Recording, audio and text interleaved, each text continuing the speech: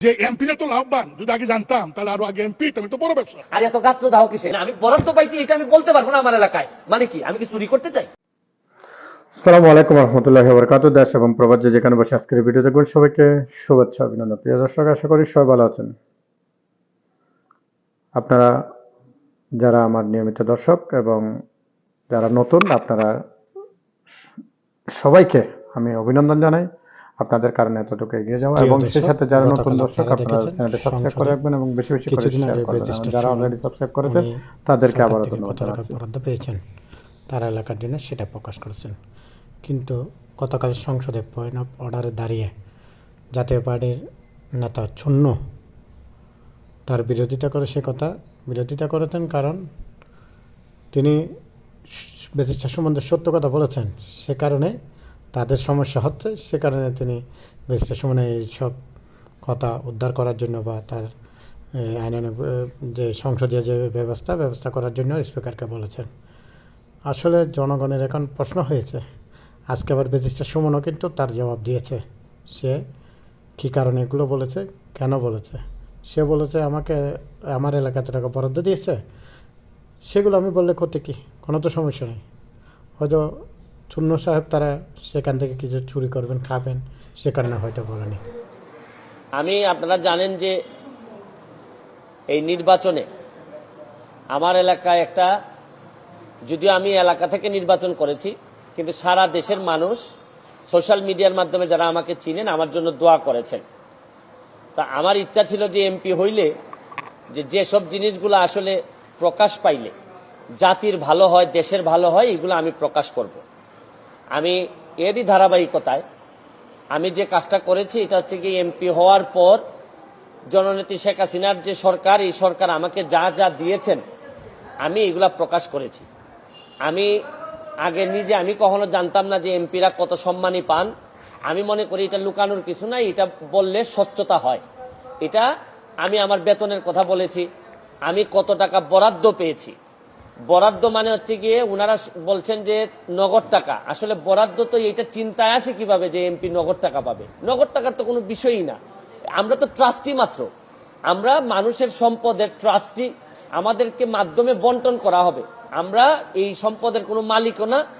ব্যাংকের যেভাবে ব্যাংক কর্মকর্তা যেভাবে আমার টাকা জমা নেন আবার আমার টাকা ফেরত দেন, কিন্তু ওনার হাত দিয়েই যায়, কিন্তু এই টাকার মালিক তো উনি না, উনি হচ্ছেন গিয়ে ট্রাস্টি। একই রকম আমি এমপি হিসাবে আমি ট্রাস্টি মনে করি। আর স্বচ্ছতার বিষয়ে আমি বলছি যে এত এত টাকা পেয়েছি, কিন্তু এইটা বিরোধী দলের চিফ হুইপ এই আমাদের এই চুন্নু সাহেব, মুজিবুল হক চুন্নু সাহেব, উনি স্পিকারের কাছে, আমাদের মাননীয় স্পিকারের কাছে উনি বিচার দিলেন। তো যেহেতু পয়েন্ট অফ অর্ডারে উনি বলেছেন, আমি উত্তর দেওয়ার সুযোগ পাই নাই। আমার প্রশ্ন হচ্ছে কি, উনি বিরোধিতা করবেন সরকারি দলের, কিন্তু উনি বিরোধিতা শুরু করছেন স্বতন্ত্র প্রার্থীর। এবং কি বিষয়ে বিরোধিতা, উনি তো আরো খুশি হওয়ার কথা যে আমরা আমাদের হিসাব দেওয়া শুরু করছি। আমার জানেন কালকে আমার এত দুঃখ হয়েছে তারাইল করিমগঞ্জের মানুষের জন্য, যাদের কাছ থেকে উনি এমপি হয়ে আসছেন, যে এই তারাইল করিমগঞ্জের মানুষের কি কোনো অধিকার নাই যে এই চুন্নু সাহেব এমপি হিসাবে কত টাকা বরাদ্দ পান এটা জানার। মানে ওনার বক্তব্য ছিল যে কোনোভাবেই যেন আমি ফেসবুকে না জানাই যে কে কত টাকা পায়। আরে আপনি জানেন যে এইবার মাননীয় প্রধানমন্ত্রী জননেত্রী শেখ হাসিনা আমাদের সবাইকে শাড়ি দিয়েছেন এলাকায় বন্টন করার জন্য। এই শাড়ি কি আমি প্রধানমন্ত্রীর উপহার কি আমি বলবো না? মানে আমি কি এটা লুকাই রাখবো? লুকাই রেখে কি আমার কি এটাকে আমি বিক্রি করে দিব? তা আমি বুঝলাম না স্বচ্ছতার মধ্যে প্রবলেমটা কোথায়। আমি যদি স্বচ্ছ হইতে চাই, আমি যদি যে বরাদ্দ পাই এটা যদি আমি বলে দিতে চাই, বলি জনগণকে, তো এইখানের মধ্যে এমপি হিসাবে আমি অপরাধটা কি করলাম? আর আরেকটা জিনিস হচ্ছে কি, আমি বারবারই বলছি এমপি কিন্তু আমার পেশা না। আমার পেশা হচ্ছে কি বিং এ ব্যারিস্টার। আমি এখানে প্র্যাকটিস করি সুপ্রিম কোর্টের আইনজীবী হিসাবে। আর আমি কথা দিছি যে আমি এমপি হিসাবে একটা টাকা হারাম খাবো না, আমার রক্তের মধ্যে হারাম যাবে না। সুতরাং রাষ্ট্রের টাকা, জননেত্রী শেখ হাসিনার সরকারের টাকা, এটা যে টাকা আসবে এটা আমি সবার সামনে তুলে ধরবো। এখন আমার কেন জানি মনে হইতেছে যে মুজিবুল হক চুন্নু সাহেবের হয়তো আমি বলে দেওয়াতে সমস্যা হচ্ছে, যে উনার মনে হয় রাজনীতি করাটাই পেশা। এটা থেকেই উনি সবকিছু নির্বাহ করেন কিনা আমার জানা নাই, কারণ উনার আলাদা কোনো পেশা থাকলে এটা নিয়ে উনি কোনো চিন্তা করতেন না। তবে কালকে উনি একটা বুদ্ধি করে কাজ করছেন, বাকি সব এমপিরা ওনার দলে টানার চেষ্টা করছেন যে 349 জন এমপির নাকি বদনাম হচ্ছে। আরে কি আশ্চর্য কারবার! একটা মানুষ এমপি হওয়ার পর তার বরাদ্দ সে বলবে না যে আপনারা জনগণের এই বরাদ্দ আসছে, আপনারা আপনারটা ভাগ করে নেবেন? এটার বলার মধ্যে শুনেন, এই মুজিবুল হক চুন্নু সাহেব সম্ভবত এই প্রথম বঙ্গবন্ধুর একজন আদর্শের সৈনিকের মুখোমুখি হয়েছেন। এর আগে হয়তো উনি ওইভাবে মিট করেন নাই, কারণ উনি তো হচ্ছেন গিয়ে একজন স্বৈরা শাসক এরশাদের নেতা। স্বৈরা শাসক এরশাদ, যিনি সারা জীবন এরকম জোর জবরদস্তি আর টাকা বানানো ছাড়া তার নেতা কর্মীদের খুব বেশি কিছু শিখাই যান নাই, সবার না, অল্প কিছু নেতাদেরকে, যারা অনেক টাকার মালিক হয়েছেন এরশাদের আমলে। উনি তো এরশাদের স্বৈর শাসক এরশাদের একজন নেতা হয়ে উনি বঙ্গবন্ধুর আদর্শের সৈনিকের, প্রকৃত আদর্শের সৈনিকের মুখোমুখি এই প্রথম সংসদে হয়েছেন মনে হয়। এর আগে হয়তো তীব্রভাবে কারো মুখোমুখি হন নাই, এই জন্য উনার এত গাত্রদাহ। আর এত গাত্রদাহ কিসের? আরে ভাই, আমার টাকা এটা। আর আরেকটা বিষয়, আমি যে আমার এলাকায় বলছি যে আমি 29 কোটি টাকা পাইছি বরাদ্দ, আমি কি কোনো কথা মিথ্যে বলছি?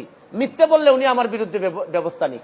আমি বলতে পারবো না, মানে আমি বরাদ্দ পাইছি এটা আমি বলতে পারবো না আমার এলাকায়, মানে কি আমি কি চুরি করতে চাই? মানে বিষয়টা যদি হইতো যে আমি এই টাকা পাই নাই, আমার 25 কোটি টাকা দেওয়া হয়েছে রাস্তা বানানোর জন্য, এটা আমার বরাদ্দ, আমি বলে দিব কোথায় কোথায় রাস্তা হবে। আমাকে দেওয়া হয়েছে মসজিদ মন্দিরে টাকা দেওয়ার জন্য 2 কোটি, এটা আমার বরাদ্দ, আমার নামে আসবে, আমি এগুলা দিয়ে দিব কোথায় কোথায় বরাদ্দ হবে। টিআর কাবিকা আসছে আমার নামে, আমি দিব কোথায় কোথায় বরাদ্দ দিয়ে দিব। আমার শুধু নিশ্চিত করতে হবে এই টাকাটা যেন আমি এবং আমার পরিবার খেয়ে না ফেলে, বা আমার লোকজন যেন খেয়ে না ফেলে। এইটার মধ্যে লুকালুকির কিছু আছে বলে আমার মনে হয় না।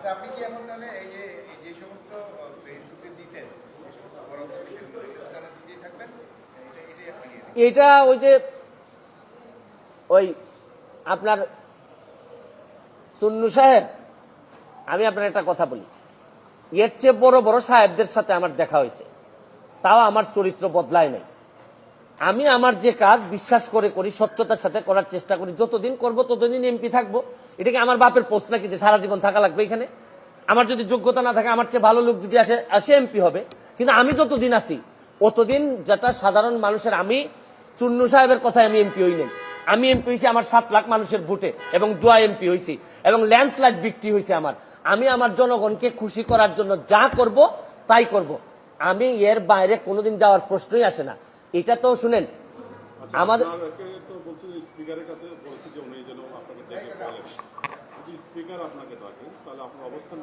অবস্থান পরিষ্কার। আমি আমার যে বক্তব্য আপনাদের সামনে দিলাম, এই বক্তব্য আমার মাননীয় স্পিকারের সামনে দিব, সেই বিধানের মধ্যে আলাদা হওয়ার কোনো সুযোগ নাই।